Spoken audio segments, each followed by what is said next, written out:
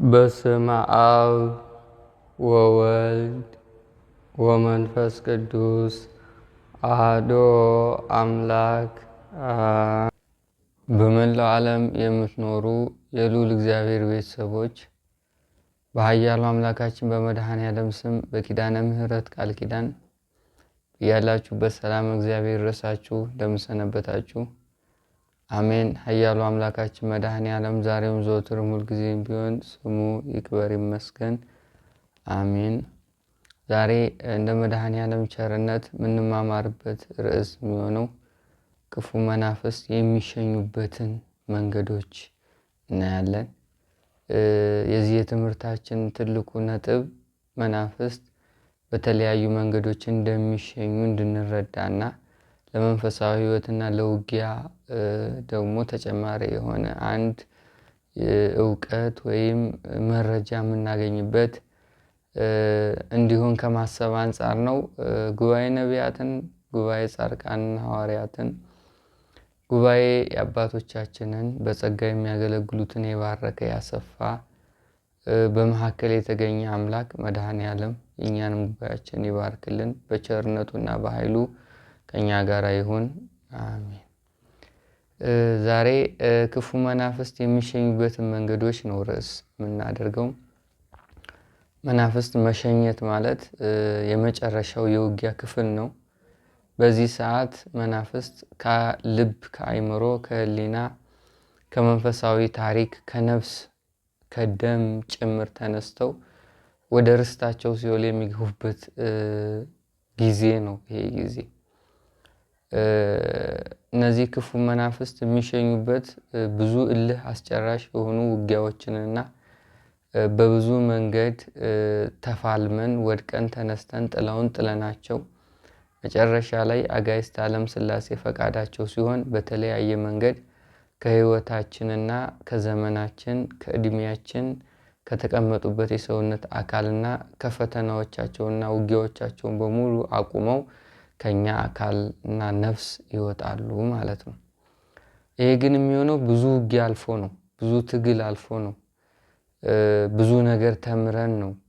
እኛም ጠንክረን ነው። እግዚአብሔር ረድቶን ነው። ቅዱስ መንፈሱ እና የሥላሴ ፈቃድ የኛ ዝግጁነት አንድ ላይ በህብረት መናፍስትን ሲያሸንፍ ነው ይሄ ጊዜ ማለት ነው። የክፉ መናፍስት የመሸኘት መንገዶች ብዙ ናቸው። ግን ከዛ በፊት ማወቅ ያለብን ትልቁ ነገር ክፉ መንፈስ ጋር ባለን ውጊያ መሄዳቸው አይደለም።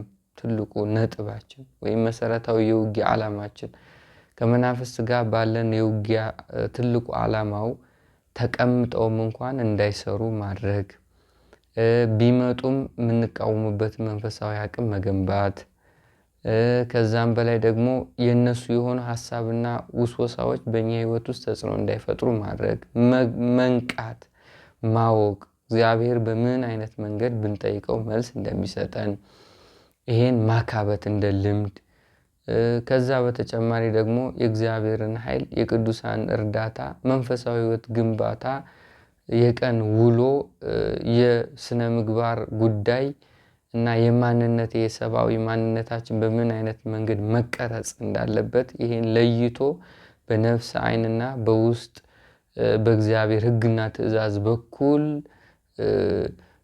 ማለፍን መልመድ፣ ይሄ ትልቁ የውጊያ ዓላማ።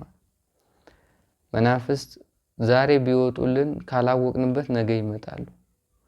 ዛሬ ቢሸኙ ነገ ተደራጅተው ከየትኛውም በቡዳም በተልከውም ሊገቡ ይችላሉ። ግን ትልቁ ነገር ገብቶም እንዳይሰራ፣ ገብቶ እንዲወጣ፣ ገብቶ የምንይዝበትን መንገድ፣ ገብቶ የምናዳክምበትን መንገድ፣ ገብቶ ቶሎ ብሎ ከህይወታችን ተጽዕኖ ሳይፈጥር የምናስወጣበትን መንገድ፣ የሚያዝበትን መንገድ፣ ይሄን በልምድ በውጊያ ልናካብተው የሚገባው ትልቁ የውጊያ ዓላማ ነው። ብዙ መምህራኖች አሉ፣ ብዙ የሚያስተምሩ አሉ ስለ መናፍስት። እነዚህ ሁሉ መምህራን ታዲያ ትልቁ ዓላማቸው ሰው ከዲያብሎስ ውጊያና ፈተና ወጥቶ ሰብአዊ ባህሪን ገንብቶ በእግዚአብሔር ትእዛዝ ጸንቶ የሥላሴ ልጅነትን በምድር ላይ ኑሮ ርስቱን መንግስተ ሰማያት እንዲወርስ ለማድረግ ነው። ነፍስን ማትረፍ ጉዳይ ነው ከመናፍስት ጋር ያለው ውጊያ። ምእመኑ ወይም ህዝበ ክርስቲያኑ ትክክለኛና የመሆንና ያለመሆን ህገ እግዚአብሔርን ተመርቶ እውነተኛ ዜጎችን የመፍጠርና ያለመፍጠር እኛም እውነተኛ የመሆንን እድልን የማግኘትና ያለማግኘት ጉዳይ ነው የውጊያ ጉዳይ። ስለዚህ ትታገላለህ፣ ትወድቃለህ፣ ትነሳለህ። በዚህ ውስጥ የምታገኘው መንፈሳዊ መገለጦች አሉ። በዚህ ውስጥ የምታካብተው ግንዛቤ አለ። በዚህ ውስጥ የምታተርፈው መንፈሳዊ የሆኑ ዕውቀቶች አሉ። ይሄ ለእድሜ ልክ የውጊያ ህይወትህ ጠቃሚና እንደ ልምድ ሆኖ የሚቀር ትርፍ ነው ማለት ነው። እና ሁሉም ሰው የመናፍስት ውጊያ አለበት፣ ትልቅ የሚሆን ትንሽ፣ በመንፈሳዊ የስልጣን እርከን ደረጃም ከፍ ይበልም ዝቅ ይበልም፣ ህፃንም ይሁን ወጣትም፣ ሽማግሌም ይሁን በእድሜም ገና የሆነ ወጣትም ይሁን ሁሉም በክፉ መናፍስት ፈተና ውስጥ ያልፋል። ታዲያ ይሄ የመናፍስት ፈተናና ውጊያ ቀጣዩ የእድሜውን እና የህይወቱን የስነ ምግባሩን የታሪኩን የማንነቱን ሂደት የሚወስን መሆኑ እንዳለ ሆኖ ግን በእምነት በኩል ደግሞ ብዙ ተስፋዎች አሉ።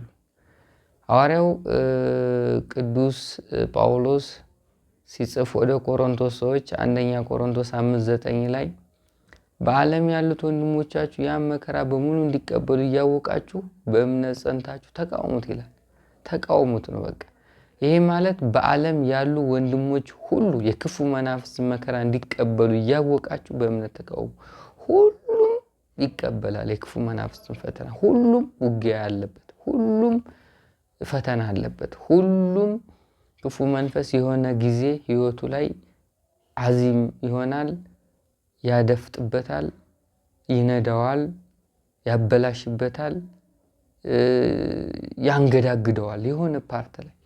ይሄ ሁሉም ነው። ግን ሁሉም እንዲቀበሉ አውቃችኋል። ሐዋርያው ቅዱስ ጳውሎስ በእምነት ጸንታችሁ ተቃውሙት። ስትቃውሙት ታዲያ በምንድን ነው? በእምነት። እምነት የእግዚአብሔር ኃይልን ለመግለጽ ነው። እምነት እንግዲህ ሰማያዊ የሆኑ ቃላቶችንና ድምፆችን ተስፋ ከማድረግ አንጻር እሱን ለማስረዳት ነው። በእምነት ሁናችሁ ተቃውሙት ይላል። ተቃውሙት ሲል በእምነት ብቻ አይደለም ጸንታችሁም ተቃውሙት ይላል እና ሁሉም እንደሚገጥመው አውቆ ሁሉም መቃወም ነው ያለበት። ለመቃወም ደግሞ ምን አለ? መጸለይ አለ። ለመቃወም የእምነት ኃይል እንዲገለጥ በእምነት በኩል ተስፋና ሙሉ የሆነ ወኔ እንዲኖረን እንግዲህ ይኸው ጸሎትና መንፈሳዊ ህይወትን መለማመድ ግድ ይላል ማለት ነው። ሐዋርያው ቅዱስ ጳውሎስ እንዲህ ይላል ተሰሎንቄ 5:17 ላይ ሳታቋርጡ ጸልዩ ይላል። አያችሁ፣ ሳታቋርጡ ምን በሉ? ጸልዩ። ይሄ በእምነት የምትቃወሙበትን ጥበብ፣ በእምነት የምትቃወሙበትን ወኔና በእምነት እምቢ የምትሉበትን የውስጥ አቅም ያድላችኋል። ምን ሳትሉ ግን ጸልዩ፣ ሳታቋርጡ ጸልዩ። አዎ ስንጸልይ ነው ክፉን ጠላት የምናስቆመው ማለት ነው። በማርቆስ ወንጌል ምዕራፍ 13:37 ላይ እንዲህ የሚል ቃል አለ። ለእናንተም የምነግራችሁ ለሁሉም እላለሁ እና ምን በሉ? ትጉ ይላል። ሳያናቋርጥ መጸለይ፣ መትጋት፣ እነዚህ ከክፉ መናፍስት ጋር ባለን ውጊያ እና ትግል ውስጥ ቋሚ የሆኑ መሳሪያዎቻችን ናቸው። በጠላት ውጊያ ውስጥ ብዙ መንፈሳዊ እውነታዎችን እንረዳለን። ብዙ ሚስጥራቶችን እናውቃለን። የክፋትን ጥግ እናስተውላለን። የመንፈሳዊ ኃይልን፣ የርኅራኄን ጥበብ በልቦናችን ያድራል። ሰው ለፍላጎቱና መናፍስት ለወሰወሰው ውስወሳ ምን ያህል እንደሚጓዝ እንረዳለን። ይሄ በሙሉ በውጊያ ነው። ታዲያ ውጊያው እውነተኛና የእሱን ኃይል እንድንቀለብስ የሚያደርገን የሰማይ አምላካችን ኃይል ነው። እሱን ለማግኘት ትጉ፣ ሳታቋርጡ ጸልዩ ይላል መጽሐፍ ቅዱስ። መናፍስት መሸኘት ላይ ብዙም ትኩረት ሳንሰጥ ግን እነሱ ስራቸውን ማቆምና ሰራዊት እንዳይስቡ ማድረግ የነሱ መኖር በእኛ ባህሪ ላይ ተጽዕኖ እንዳይፈጥር ማድረግ፣ በትጋትና ሳናቋርጥ መጸለይ፣ ይሄ ትልቁ የውጊያ ዓላማ ነው። ሲጀመር መናፍስት እያሉ ምጸልየው በትግል ነው፣ እያሉ የምሰግደው በውጊያ ነው። ሰላማዊ የሆኑ ጸሎቶች የሚናፍቁን የነሱ መኖር ነው። መቼ ነው የብዙዎቻችን ጥያቄ ነው። መቼ ነው ሐሳቤ ተሰብስቦ ልቤ ተከፍቶ አምላኬን አመስግኜ ውስጤ እረክቶ? በምስጋናዎቻችን ገና እርካታ አላገኘንም። ገና አሁንም ውጊያ ላይ ነን ማለት ነው። ይሄ መውደቅ መነሳት እየታገሉ አምላክን ማመስገን ይሄ ዋጋ አለው። ዝም ብሎ አይደለም። በአምላክ ፊት ዋጋ አለው። ናበርቱ ትጉ ይላል። ትጉ ለሁላችሁም እንደምነግራችሁ ለእናንተ እላለሁ፣ ምን በሉ? ትጉ ብሎ አስቀምጦልናል።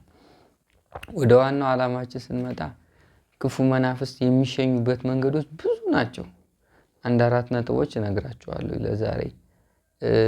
አንደኛ በቅዱሳን ይሸኛሉ። በሰማያውያን ኃይላት በምንዘክራቸው፣ አብዝተን በምንለምናቸው፣ ስማቸውን በምናከብረው፣ ቀናቸውን ትልቅ ቦታ በምንሰጥባቸው ቅዱሳን እነሱም እንደ ውለታና እንደ ፍቅር መገለጫ አድርገው በዕለተ ቀናቸው ጠላቶቻችን ይሸኙታል። ይሄን አናየውም ታዲያ ሲሸኙት፣ ወይ እንድናውቀው በህልምም ከነሱ ጋር ባለን በመንፈሳዊ የህይወት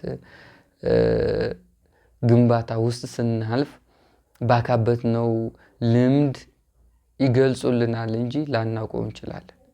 እና በየጊዜው እየታገልን መንፈሱ መጮሁ አለመጮሁ፣ መለፍለፉ አለመለፍለፉ እሱ አይደለም፣ ሳይለፈልፍም ይሄዳል። መጮሁ መለፍለፉ እሱ ሌላ ጉዳይ ነው።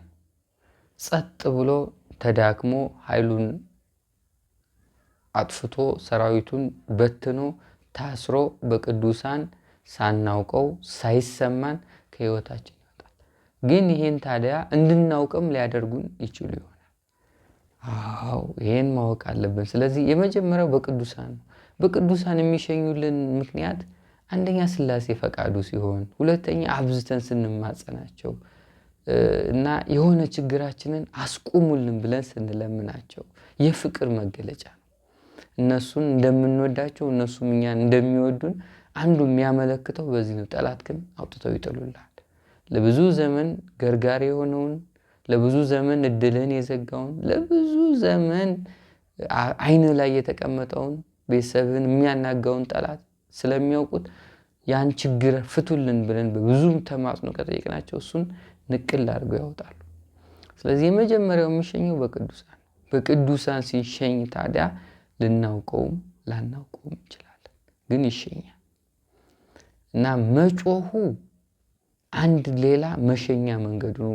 መናፍስት የሚጮሁት እንደ ጸጋም ጭምር ነው። ሁሉም ሰው ላይ እኮ አይለፈልፍም። አገልጋይ ላይ በተለይ አይለፈልፍም። ጸጥ ብሎ ነው የሚያጠቃው። ጸጥ ይላመዳል። አንዳንድ ሰዎች ላይ ዝም አይጮህም።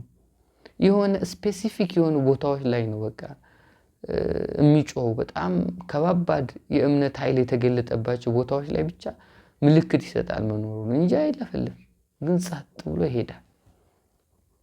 ይሄም አለ እና ካልጮኸ ብላችሁ ግግም አትበሉ። ካልጮኸ ብላችሁ ለኔ ምንድነው ለኔ የማይጮህ ለምንድነው የማይጋለጥ ስንት ዓመት ታገልኩ እያላችሁ እንትን አትበሉ።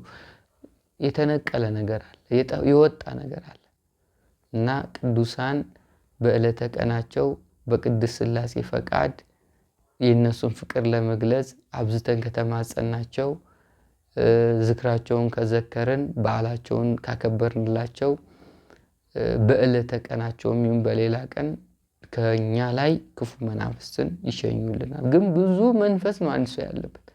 አይነ ጥላው ቢሸኝ ቡዳ አለ፣ ቡዳው ቢሸኝ ዛሩ አለ፣ ዛሩ ሲሸኝ ኮተቱ አለ፣ መተቱ አለ።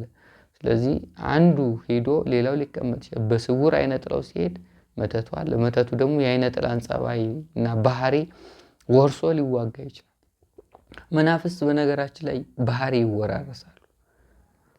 አይነ ጥላው ሲሰራ የነበረውን ስራ መተት አይነ ጥላ ያለ ከገባ አይነ ጥላው ቢወጣ የአይነ ጥላን ስራ ሙሉ ለሙሉ መተቱ ሊሰራ ይችላል። የራሱን ስራ መስራት ካቃተው ማለት ነው። የዛሩን ስራ መተቱ ሊሰራ ይችላል። የመወራረስ ባህሪ ያላቸው መናፍስት። ስለዚህ አይነ ጥላ ወጥቶልኝ የለ ለምንድን አይነ ጥላ ፈተና መጣብኝ ካላችሁ ወይ ባህሪውን ለመተቱ አውርሶት ነው የሚወጣው። መተቱ ደግሞ እሱ ሌላ ፈተና ያመጣባል የራሱን መስራት ካቃተው ማለት ነው። ተጨማሪም ስራ ያደርጋል እኮ እሱ አስቸጋሪ ነው። እና የመጀመሪያው ነጥብ የሚሸኙት በቅዱሳን ነው፣ በቅዱሳን። ሁለተኛው በጸበል ይሄዳል። በጸበል አንዱ ለፍልፎ ጩሆ ተገንዞ ይወጣል። ሁለተኛው በጸበል ዝም ብለን ስንጠመቅ ስንመላለስ እሱም ሳናውቀውም ሊወጣ ይችላል። ስለዚህ የጸበሉ ኃይል መናፍስን ይሸኛል ማለት ነው። ይሄ ሁለተኛው ነው። ሶስተኛ በመቁጠሪያም ይወጣል። መቁጠሪያ በተለይ በምንቀጠቀጥ ጊዜ እሱ ዋናው መንፈሱ ባይወጣ ሰራዊት እየረገፉ ሊሰራው ያሰበው ጉዳይ እየከሸፈበት ዓላማውን እየሳተ በእናንተ ውስጥ የተነሰሰውን ጥንስስ ክፋት በሙሉ እየጠፋበት ነው የሚመጣው። አንድ ጊዜ ስንጀልጠው ብዙ ነገር ነው የምናጠፋበት፣ ግራ ነው የሚገባው።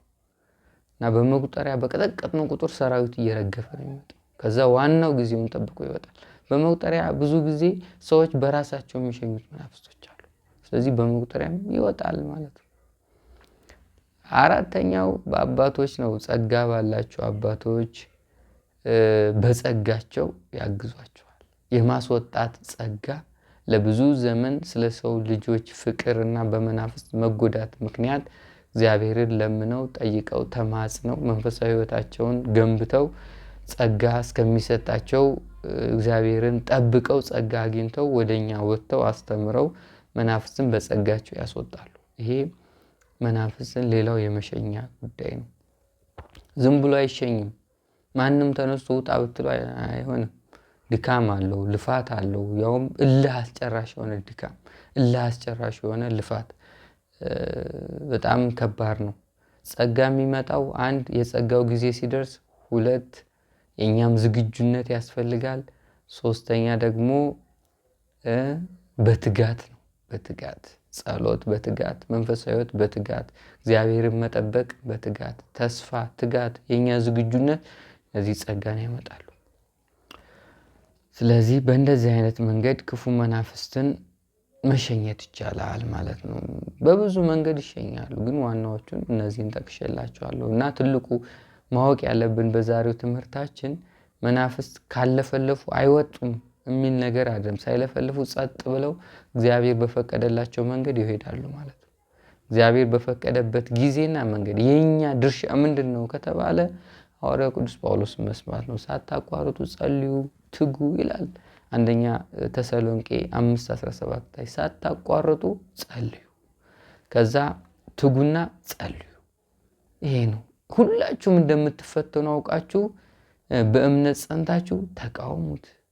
እየወደቃችሁም ጸልዩ፣ ሐሳባችሁ እየተበታተነም ጸልዩ፣ እያዛላችሁም ጸልዩ፣ ልባችሁ እየደከመም በመቁጠሪያ ገዝታችሁ ጸልዩ፣ ሰውነታችሁ እየወረራችሁም ጸልዩ፣ እንቅልፍ እያላችሁም ጸልዩ፣ እያዳፋችሁም ጸልዩ፣ አዚሙን ጥሎባችሁም ጸልዩ። ይሄ ነው ሳታቋርጡ ጸልዩ ማለት። ምቹ በሆነ ጊዜ ብቻ አይደለም፣ በመናፍስት ጥላ ውስጥ ሆኖ መጸለይ። ይሄ መናፍስት እንዲሸኙ ያደርጋል ማለት ነው። እና ከመናፍስት ጋር ያለው ውጊያ ቀላል አይደለም። ብዙ ነገር ግን እንማርበታለን። በጣም ብዙ ነገር። እንደ ዛሬ እውነተኛ የሆኑ ትውልዶች አሉ፣ እውነተኛ ዜጎች አሉ፣ እግዚአብሔርን የሚፈሩ ከእግዚአብሔር ጋር የሚነጋገሩ፣ መብርሃን በአካል መታ የምታነጋግራቸው፣ መልእክት የምትሰጣቸው፣ ፍቅሯን የምትገልጽላቸው እንደዚህ አይነት አባቶችን ማፍራት ይገባናል። ይሄን ለማድረግ ታዲያ ይሄን ጋንጩር መጀመሪያ ቦታ ማስያዝ አለብን። አለበለዚያ ከልጆች ጋር እየተወለደ ልክፍት ሆኖ ልጆቹን ይበላቸዋል።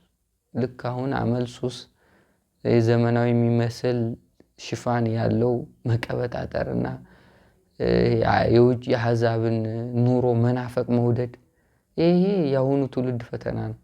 ግን ከስር ጀምሮ ሲባረክና በእግዚአብሔር ኃይል በኩል ሲወጣ የቅዱሳንን ታሪክ የሚወድ ገድላቸውንም የሚሰማ እግዚአብሔርን የሚያፈቅር ለስላሴ የሚገዛ ቤተክርስቲያን የሚጠቅም ለቤተክርስቲያን የሚሆን የቤተክርስቲያንን ችግር የሚፈታ ትውልድ እናፈራለን ማለት ነው። እግዚአብሔር ለዚህ ቀን ያብቃን። ሁላችሁም በርቱ፣ ትጉና ጸልዩ፣ አታቋርጡ። መድኃኔ ዓለም ክፉን ኃይል ከሕይወታችን ያርቅልን። አሜን። ወስብሐት ለእግዚአብሔር። ይቆየ